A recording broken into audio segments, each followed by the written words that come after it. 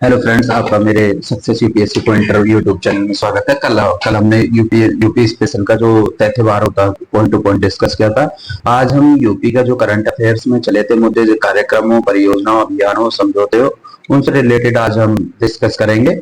जैसे बिना देर करते हुए पॉइंट पे आते हैं। जैसे यूपी डायल 112 हेतु बीएएल से अनुबंध 23 दिसंबर 2023 को 23 दिसंबर 2023 को Bharat electronic limited limited BEL ने की अगली पीढ़ी UPO model UP UP dial 112 परियोजना के लिए उत्तर प्रदेश सरकार के साथ 445 करोड़ रुपए का अनुबंध पर हस्ताक्षर किए।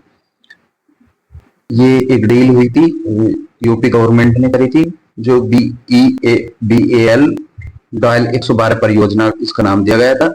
नेक्स्ट नेक्स्ट नेक्स्ट परियोजना है प्रधानमंत्री वाराणसी में परियोजनाओं का लोकार्पण एवं शिलान्यास। 18 दिसंबर 2023 को प्रधानमंत्री नरेंद्र मोदी ने वाराणसी में 19,154.52 करोड़ रुपए की लागत की और 37 विकास विनिर्माण परियोजनाओं को लोकार्पण एवं शिलान्यास किया। फैक्टर पॉइंट है, याद रखने वाली चीजें इतना मोस्ट ज्यादा इंपॉर्टेंट नहीं, जो मोस्ट इंपॉर्टेंट आता है मैं बताता रहता हूँ, फिर भी एक बार देख लेते हैं। प्रधानमंत्री ने अन्य रेल परियोजनाओं के साथ ही 10,900 करोड़ रुपए की लागत से निर्मित पंडित दीनदयाल उपाध्याय नगर निगम भावपुर डेडिकेटेड फ्रेट कॉरिडोर परियोजना का उद्घाटन किया। उन्होंने वाराणसी नई Delhi Vande Bharat express train, Dohrighat Mau MEMU train नए समर्पित कॉरिडोर पर दो लोग होल मालगाड़ी को रवाना किया। ठीक है, ये याद रखना। प्रधानमंत्री बनारस लोकोमोटिव वर्कर्स द्वारा निर्मित 10,000वें इंजन को हरी झंडी दिखाई। अच्छा पॉइंट है, ध्यान में। प्रधानमंत्री ने 6500 करोड़ रुपए के अधिक की विभिन्न विकास परियोजनाओं की आधारशिला रखी, जिसमें मुख्य रूप से लगभग 4,000 करोड़ रुपए की लागत से चित्रकूट जिले में 800 मेगावाट के सौर पार्क, 1,050 करोड़ रुपए से अधिक लागत से मिर्जापुर में नए पेट्रोलियम टर्मिनल की आधारशिला रखा जाना शामिल। आईआईटी लखनऊ भारत खंडे संस्कृति विश्वविद्यालय के मध्य समझौता हुआ है रिसेंटली। दिसंबर 2023 में आईआईटी लखनऊ और भारत खंडे संस्कृति विश्वविद्यालय के मध्य एक समझौता ज्ञापन हस्ताक्षरित हुआ। यह समझौता प्रौद्योगिकी का उपयोग करके कथक एवं संगीत पर शोध के लिए हुआ है। किस लिए हुआ है? Science, technology and art, Kathak और संगीत के लिए। ये ध्यान रखना, प्रौद्योगिकी का उपयोग और कथक और संगीत पर शोध करने के लिए समझौता हुआ। 17 दिसंबर 2023 को समझौता ज्ञापन पर हस्ताक्षर भारत खंडे संस्कृति विश्वविद्यालय के 13वें दीक्षांत समारोह के लिए दौरान किए गए हैं। मुख्यमंत्री फ्लैगशिप कार्यक्रम उत्तर प्रदेश सरकार द्वारा केंद्र सरकार की आकांक्षा विकास खंड के पहले अनुरूप आकांक्षी शहरों के लिए मुख्यमंत्री फ्लैगशिप कार्यक्रम शुरू हुआ।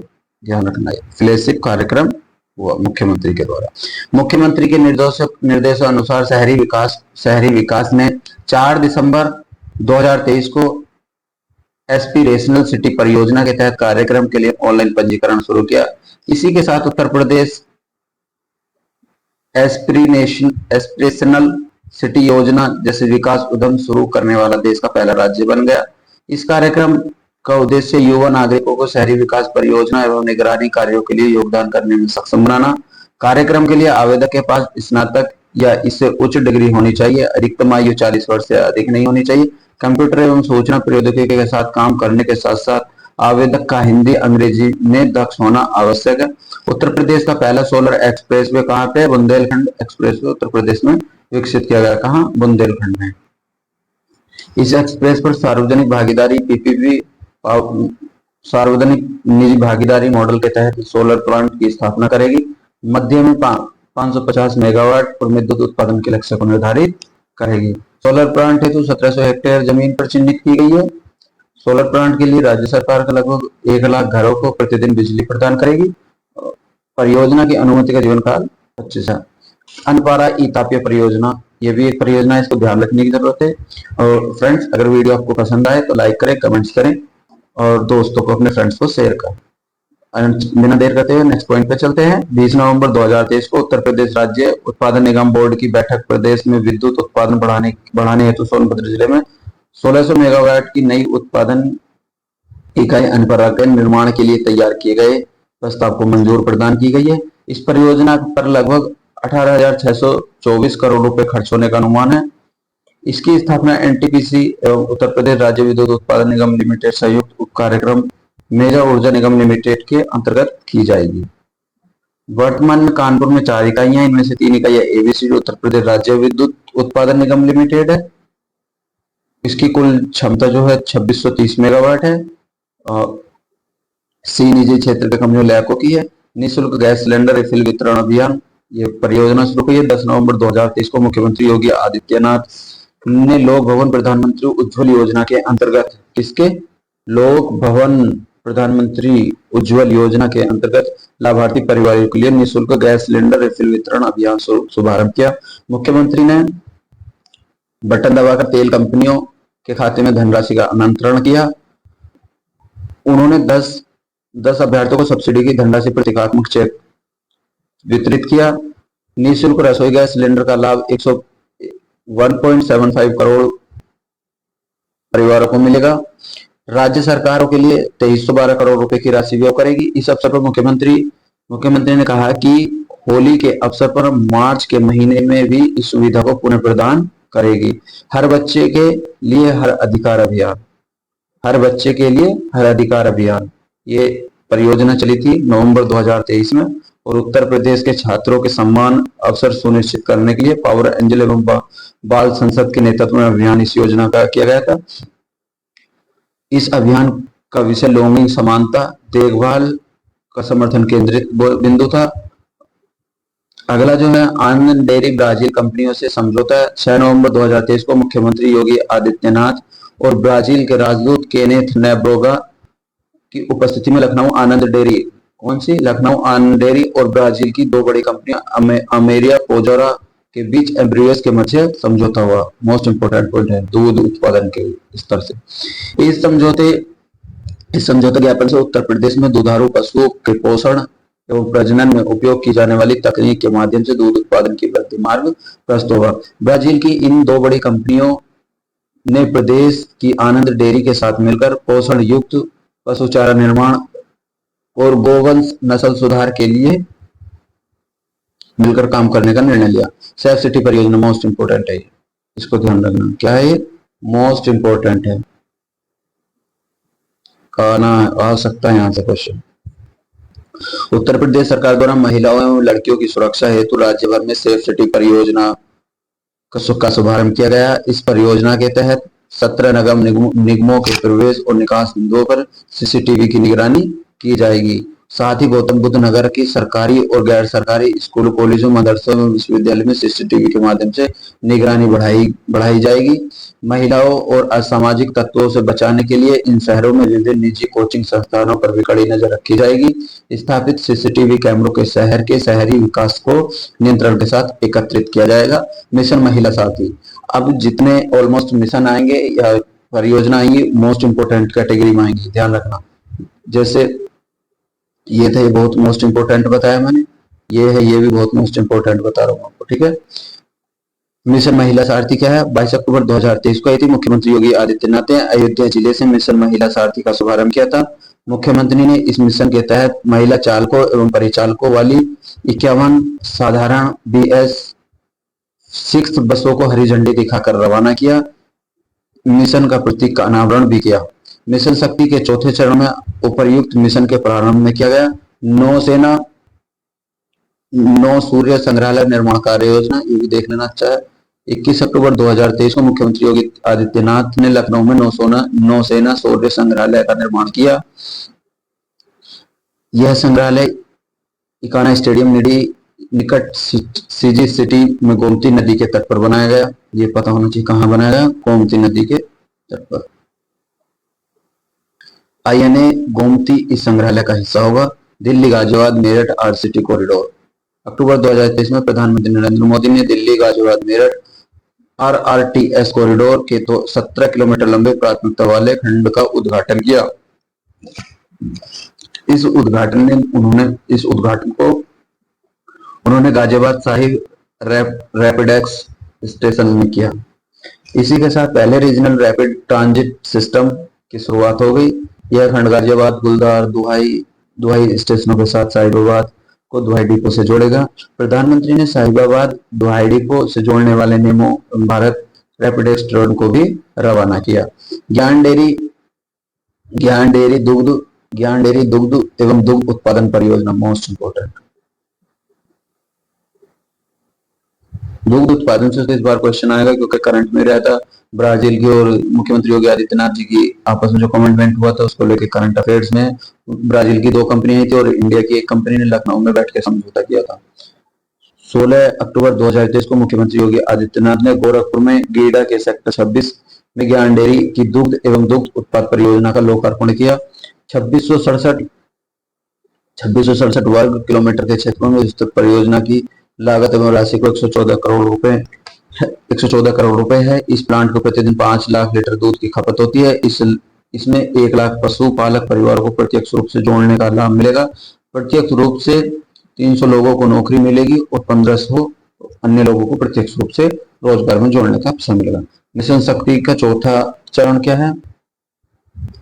14 अक्टूबर 2023 को मुख्यमंत्री योगी आदित्यनाथ ने नारी सुरक्षा सम्मान स्वावलंबन मिशन शक्ति का अभियान किया।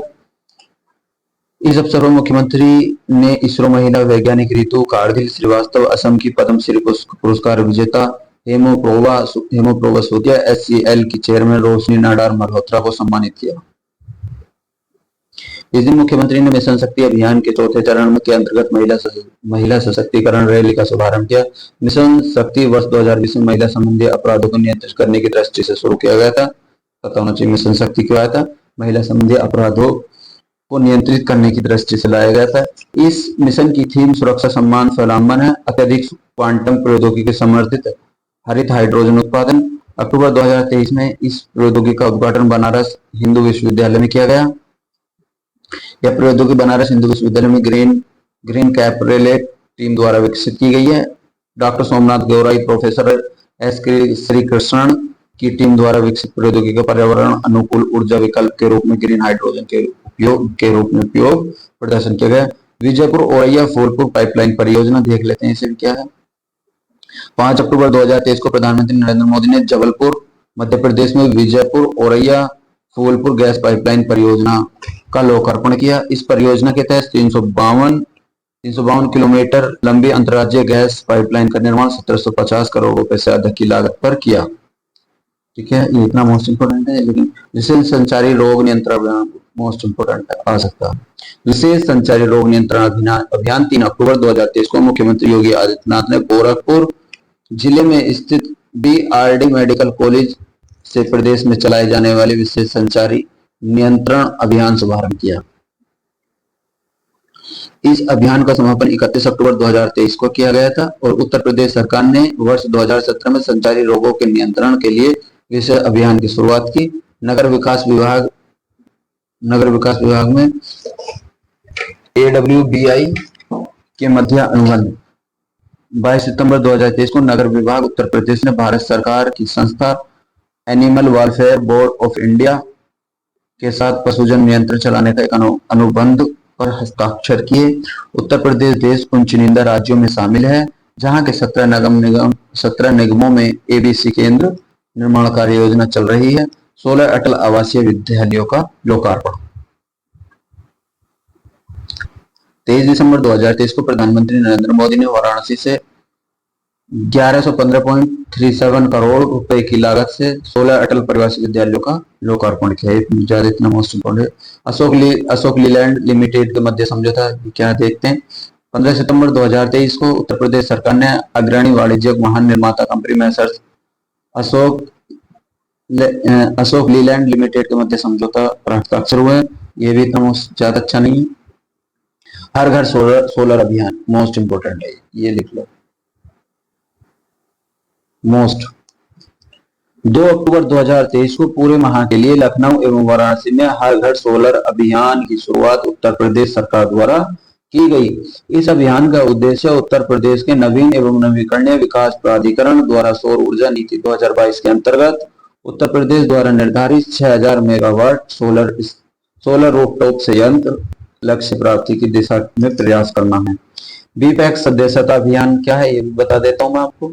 1 सितंबर 2023 को मुख्यमंत्री योगी आदित्यनाथ ने बीपैक सदस्यता महाअभियान 2023 में शुभारंभ किया। यह अभियान 1 सितंबर से 30 सितंबर 2023 तक पूरे प्रदेश में आयोजित किया गया। इस अवसर पर मुख्यमंत्री योगी आदित्यनाथ ने 7500 पैक्स में फर्टिलाइजर आदि खरीद हेतु क्रेडिट कार्ड लिमिटेड बढ़ाकर 10 लाख रुपए किए जाने के निर्देश दिए। आईआईटी कानपुर एयरबस के मध्य समझौता, ये क्या है? 1 सितंबर 2023 को भारतीय प्रौद्योगिकी संस्थान कानपुर एयरबस ने एयर स्पेस क्षेत्र अनुसंधान ध्यान केंद्रित करने वाले शिक्षा कार्यक्रम विकास के लिए सहयोग करने हेतु समझौते का ज्ञापन पर हस्ताक्षर किए। नशा मुक्त प्रदेश सशक्त प्रदेश अभियान, ये क्या है बता देता हूँ। 12 अगस्त 2023 को मुख्यमंत्री योगी आदित्यनाथ ने अंतर्राष्ट्रीय युवा दिवस के अवसर पर नशा मुक्त प्रदेश एवं सशक्त प्रदेश अभियान का शुभारंभ किया। अंतर्राष्ट्रीय युवा दिवस 2000 theme green skills for youth towards and sustainable world थी। अमृत भारत स्टेशन योजना क्या है, ये भी बता देता हूँ आपको। 6 अगस्त 2023 को प्रधानमंत्री नरेंद्र मोदी ने अमृत भारत स्टेशन योजना के तहत प्रथम चरण में देश भर में 508 रेलवे स्टेशन पुनर्विकास की आधारशिला रखी। 508 रेलवे स्टेशनों में उत्तर प्रदेश और राजस्थान में सर्वाधिक स्टेशन है। उत्तर प्रदेश में 55 रेलवे स्टेशनों के पुनर्विकास की लागत लगभग 4000 करोड़ रुपए होगी। उत्तर प्रदेश सरकार के मैक्सिकन प्रांत के साथ समझौता। 5 अगस्त 2023 को मुख्यमंत्री योगी आदित्यनाथ की उपस्थिति में उत्तर प्रदेश सरकार ने मैक्सिको के नुवो लियोन प्रांत के मध्य समझौता ज्ञापन हस्ताक्षर हुआ। यह समझौता ज्ञापन पर्यटन, मेडिकल, कृषि, फार्मा तथा इंफ्रास्ट्रक्चर सहित अन्य सेक्टरों में निवेश के संबंध में किया गया।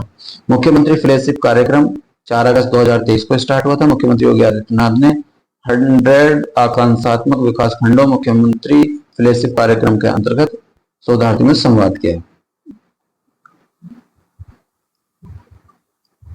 ये है मोस्ट इंपोर्टेंट है जो मैं अब बताऊंगा आपको, ये वाला वृक्षारोपण जन अभियान 2023 में आते हैं, क्योंकि यूपीपीसीएस का पेपर पोस्टपोन हुआ है तो लास्ट ईयर का तो अच्छे से करंट पूछेगा इस बार बच्चे को डाइवर्ट करने के लिए। तो पिछला पूरा 2023 का करंट और ये वाला जो 24 चल रहा इसका अकॉर्डिंग जुलाई तक का आपका करंट कंप्लीट होना चाहिए। 22 जुलाई 2023 को मुख्यमंत्री योगी आदित्यनाथ ने बिजनौर जिले में स्थित महात्मा विदुर की तपोस्थली विदुर कुटी से वृक्षारोपण जल अभियान 2023 में शुरुआत में गंगा नदी के किनारे कल्प वृक्ष पौधे का रोपण किया। इस दिन मुख्यमंत्री ने मुजफ्फरनगर के श्री शुक्र तीर्थ आश्रम में पीपल के पौधे का रोपण करके वृक्षारोपण जन अभियान 2023 का शुभारंभ किया। वृक्षारोपण जन अभियान 2023 के अंतर्गत 35 करोड़ पौधारोपण का लक्ष्य रखा गया है। इस अभियान के तहत 15 अगस्त 2023 तक प्रदेश में 36.16 करोड़ पौधे रोपण का टारगेट किया गया है। भूजल सप्ताह उत्तर प्रदेश में 16 से 22 जुलाई 2023 के मध्य भूजल सप्ताह का आयोजन किया गया। इस दौरान प्रदेश में जनपदों में विभिन्न जल जागरूकता का आयोजन किया गया। इसमें बस इतना ही, मोस्ट और ज्यादा नहीं है। Agra metro rail high speed trial का शुभारंभ 26 जुलाई 2023 को मुख्यमंत्री योगी आदित्यनाथ ने आगरा में metro rail high speed trial का शुभारंभ किया। ज्ञातव्य यह है कि प्रधानमंत्री नरेंद्र मोदी ने 2020 में आगरा मेट्रो परियोजना का शिलान्यास किया था। आगरा मेट्रो 6 किलोमीटर का प्राथमिकता क्षेत्र ताजा पूर्वी गेट मानकामेश्वर मंदिर तक है। 6 किलोमीटर की लंबाई में इस कॉरिडोर में स्टेशनों की संख्या 6 है और आगरा में 29 किलोमीटर से अधिक कुल लंबाई मेट्रो के प्रथम चरण में कार्य तेजी से किया जा रहा है। इस मेट्रो के पहले 3 एलिवेटेड स्टेशन बनकर तैयार हो चुके हैं। बाकी तो और इतना मोस्ट इंपोर्टेंट नहीं है इसमें। और हेरिटेज पर्यटन इकाइयों का विकास क्या है? 1 अगस्त 2023 को मंत्रिमंडल द्वारा प्रदेश ऐतिहासिक धरोहर का उपयोग, ये भी इतना वो नहीं, कुछ ज्यादा इतना मोस्ट इंपोर्टेंट नहीं। फिर इसमें जो है ये चीजें याद रखने वाली, ऐतिहासिक धरोहर छतर मंजिल लखनऊ में है, चुनार का किला मिर्जापुर में है, बरुआ सागर का किला झांसी में है, कोठी गुलिस्ता-ए-इरम लखनऊ में, कोठी दर्शन विलास लखनऊ में, कोठी रोशनुद्दौला लखनऊ में, बरसाना जल महल मथुरा में, शुक्ला तालाब कानपुर में, टिकैत राय बिरादरी बिठूर कानपुर में है। ये चीजें बस इसमें यही था मोस्ट इम्पोर्टेंट, ये याद रखनी चाहिए थी, बाकी तो और कुछ नहीं है इसमें इतना, ये याद रखना है। ठीक है, नेक्स्ट चलते हैं। डी तापीय परियोजना में कोई इतना इंपोर्टेंट नहीं है, फिर भी मैं बता देता हूँ डी तापीय परियोजना क्या है। 11 जुलाई 2023 को उत्तर प्रदेश मंत्रिमंडल द्वारा ओबरा डी तापीय परियोजना के अंतर्गत 17,985.27 करोड़ रुपए की लागत से 800 मेगावाट की 2 इकाइयां स्थापित किए जाने से संबंधित प्रस्ताव को अनुमोदित किया है।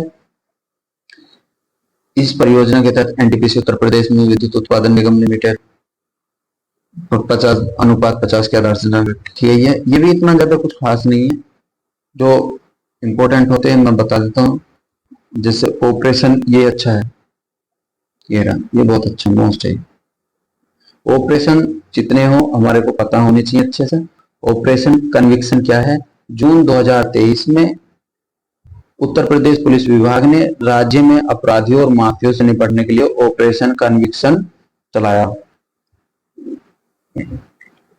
इस पहल के तहत पोक्सो अभियान के तहत दर्ज मामलों, गोहत्या, अवैध धर्म परिवर्तन, बलात्कार, लूट, डकैती, हत्या से जुड़े गंभीर मामलों की त्वरित कार्रवाई की जाएगी। इस पहल का उद्देश्य है दोषित प्रक्रिया में तेजी लाना और अपराधी के लिए त्वरित सजा सुनिश्चित करना।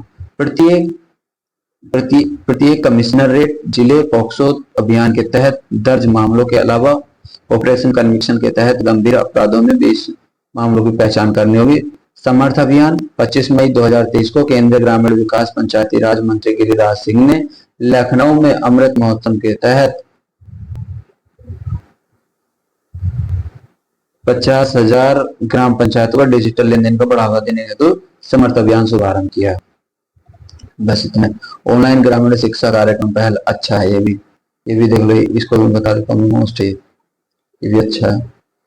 15 मई 2023 को उत्तर प्रदेश सरकार ने राजकीय यूपी सैनिक इंटर कॉलेज लखनऊ में ऑनलाइन ग्रामीण कार्यक्रम पहल का शुभारंभ किया। यह कार्यक्रम माध्यमिक शिक्षा विभाग द्वारा आईआईटी कानपुर के सहयोग के तौर पर तैयार किया गया है। इस कार्यक्रम के तहत 10 सरकारी माध्यमिक स्कूलों में मुफ्त शिक्षा प्रदान की जाएगी। निकट भविष्य में 40,000 विद्यार्थियों विश्वविद्यालय को विस्तृत किया जाएगा।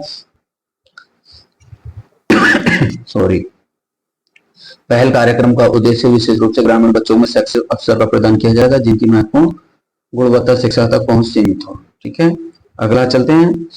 ओडीएफ प्लस गांवों में प्रतिशत के मामले में शीर्ष प्रदर्शन करने वाले राज्य। ओडीएफ देख बताता हूं मैं। 10 मई 2023 को जल शक्ति मंत्रालय द्वारा जारी किए गए आंकड़े के अनुसार भारत में कुल गांवों में से 50% ने स्वच्छ मिशन ग्रामीण के दूसरे चरण के तहत खुले में शौच और मुक्त ओडीएफ प्लस का दर्जा हासिल किया। अब तक देश में 2.96 लाख से अधिक गांवों में स्वयं ओडीएफ प्लस घोषित किया है। ओडीएफ प्लस गांवों में प्रतिशत के मामले में शीर्ष प्रदर्शन करने वाले बड़े राज्य में तेलंगाना, कर्नाटका, तमिलनाडु और उत्तर प्रदेश। उत्तर प्रदेश चौथे स्थान पर ओडीएफ के मामले में, क्षेत्रफल की दृष्टि से भी चौथे स्थान पर है, और छोटे राज्यों के संदर्भ में गोवा। ठीक है।